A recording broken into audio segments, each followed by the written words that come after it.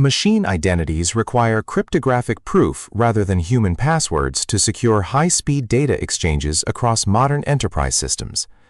The Open Authorization 2.0 client credentials flow defines how one service requests an access token without any user involvement. Two distinct actors drive this process: the client application seeking data and the central authorization server acting as the gatekeeper. The client initiates communication by sending a hypertext transfer protocol secure POST request to the token endpoint of the authorization server. The request body must include the grant type parameter set exactly to client credentials to signal a server-to-server interaction. Most implementations use basic authentication, where the client identifier and secret are combined with a colon and encoded in base 64. The resulting string is placed in the authorization header, followed by the word basic to allow the server to parse the credentials.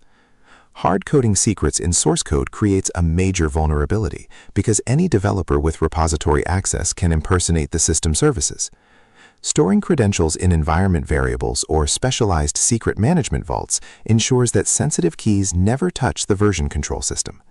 Cloud environments often provide managed identities, which remove the need for manual secret handling by using metadata services for authentication.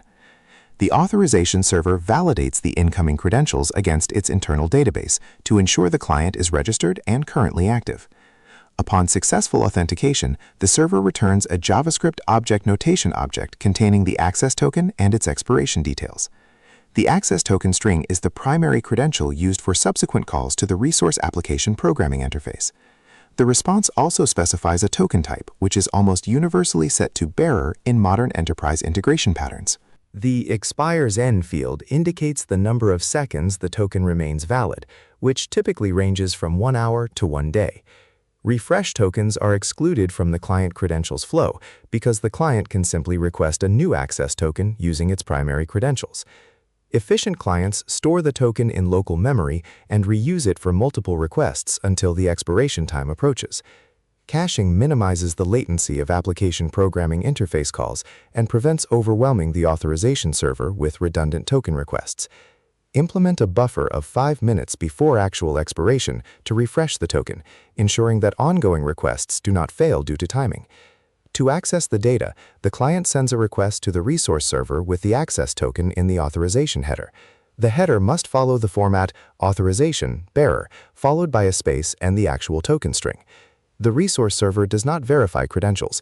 It validates the token itself to grant or deny access to specific data points. Most access tokens are JavaScript object notation web tokens consisting of 3 parts: the header, the payload, and the signature. The header identifies the hashing algorithm used, such as RS-256, which tells the receiver how to verify the signature. The payload contains claims, which are assertions about the client, the issuer, and the intended audience of the token. The issuer claim identifies the authorization server that created the token and must be trusted by the resource server. The audience claim specifies which application programming interface is allowed to accept the token, preventing token reuse across different services. The expiration claim is a numeric timestamp that the resource server checks against the current time to ensure the token has not expired. The signature is created using the authorization server's private key and ensures that the payload has not been modified in transit. Resource servers use the authorization server's public key to verify that the signature matches the content of the header and payload. Modern systems use JavaScript object notation web key sets endpoints to dynamically retrieve the public keys needed for signature verification. Dynamic key retrieval allows the authorization server to rotate its signing keys without breaking integration with the resource servers. Scopes define the specific permissions granted to the client, such as read access to accounting records but no write access. The resource server must inspect the scope claim in the token and reject requests that exceed the authorized permissions. While scopes define what the client can do, custom claims can represent internal roles for more complex business logic authorization. In multi-tenant environments, the token should include a tenant identifier claim to ensure data isolation between different customer accounts. Using the client identifier from the token payload, the resource server can apply specific rate limits to prevent system abuse. Every server-to-server request should be logged with the client identifier and the scope used to facilitate security audits. For high-security environments, mutual transport layer security requires the client to present a valid certificate during the initial handshake. Instead of a static client secret, the client can sign a temporary assertion using its own private key to prove identity. Including a unique JavaScript object notation token identifier claim allows the server to detect and reject replayed authentication requests. An invalid client error indicates that the identifier or secret provided do not match any records on the authorization server. If the client requests a scope it is not authorized for, the server returns an invalid scope error instead of a token.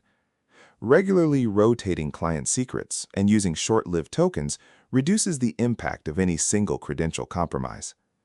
Properly implemented client credentials grants ensure a secure, scalable, and automated foundation for all enterprise server-to-server integrations.